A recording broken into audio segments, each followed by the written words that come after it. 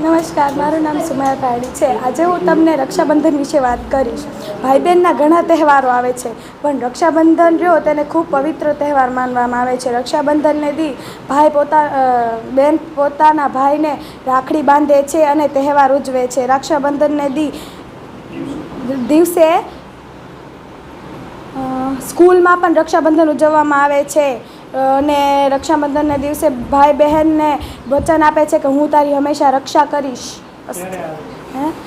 રક્ષાબંધન શ્રાવણ શુદ્ધ પૂર્ણિમાના દિવસે આવે છે. નમસ્કાર, મારું નામ છે ચૌહાણ સુનિલ. આજે હું તમને રક્ષાબંધન વિશે જણાવીશ. રક્ષાબંધન એ પ્રાચીન કાળથી ઉજવાતો તહેવાર છે. તે આપણે સૌ આજ પણ સુધી ઉજવીએ છીએ. રક્ષાબંધન એ શ્રાવણ માસની પૂર્ણિમાના દિવસે ઉજવવામાં આવે છે. રક્ષાબંધન એ બળવના નામથી પણ ઓળખવામાં આવે છે. રક્ષાબંધનના દિવસે સાધુઓ નદી કે તળાવ પાસે જઈને જનોઈ બદલે છે.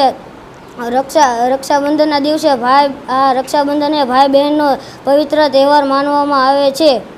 રક્ષાબંધનના દિવસે ભાઈ બહેન વહેલા જાગીને તૈયાર થઈ જાય છે અને બહેન પોતાના ભાઈને કપાળમાં કંકુનો ચાંદલો કરે છે અને ચોખા ચોળે છે અને ભાઈના જમણા હાથમાં રાખડી બાંધે છે અને ભાઈ બહેનને ગિફ્ટ પણ આપે છે. રક્ષાબંધનનો અર્થ એ થાય છે ર એટલે કે રક્ષા કરજે વીરા તારી બહેનની, ક્ષા એટલે કે ક્ષમા કરજે વીરા તારી બહેનને, બન એટલે કે બંધનમાંથી મુક્ત કરજે વીરા તારી બહેનને, રક્ષાબંધન ધ એટલે કે ધ્યાન રાખજે વીરા તારી બહેનનું અને ન એટલે કે ન ભૂલતો વીરા તારી બહેનનું. રક્ષાબંધનનો આ આખો અર્થ થાય છે. આજે હું તમને રક્ષાબંધન વિશે પૌરાણિક કથા કહીશ. આ કથા હું તમને શ્રી કૃષ્ણ ભગવાન અને દ્રૌપદીજીની કહીશ.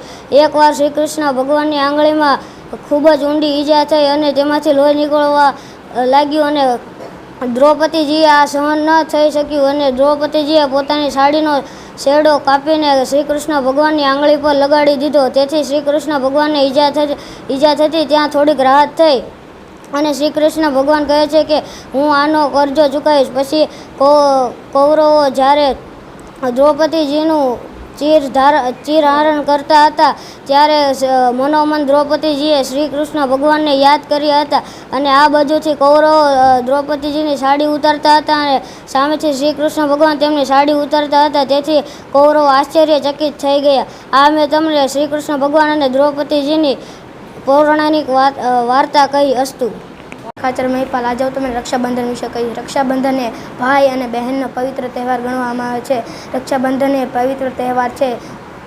જેમ કે બ્રાહ્મણો તેમની જોઈ ઉતારવા સરોવર કે નદીમાં જાય છે અને આજે હું તમને એક નાનકડી અમથી પૌરાણિક કથા કહીશ. પ્રાચીન કાળમાં દેવો અને દાનવોની વચ્ચે યુદ્ધ થયું હતું અને ત્યારે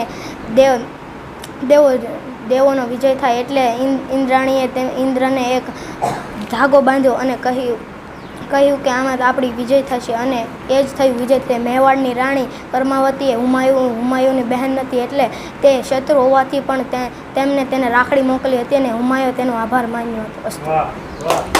મારું નામ ઝાપડિયા રોનક છે. આજે હું તમને રક્ષાબંધન વિશે કહીશ. સવારમાં ભાઈ બહેન રક્ષાબંધનમાં શ્રાવણ માસને પૂનમે આવે છે. રક્ષાબંધન એ ભાઈ બહેનનો મુખ્ય તહેવાર ગણવામાં આવે છે. સવારમાં વહેલા ઉઠીને ભાઈ બહેન તૈયાર થઈને બેન પોતાના ભાઈને માથામાં કંકુ ચોંટાડીને ચોખા ચોંટાડી પછી જમણા હાથ પર રાખડી બાંધે છે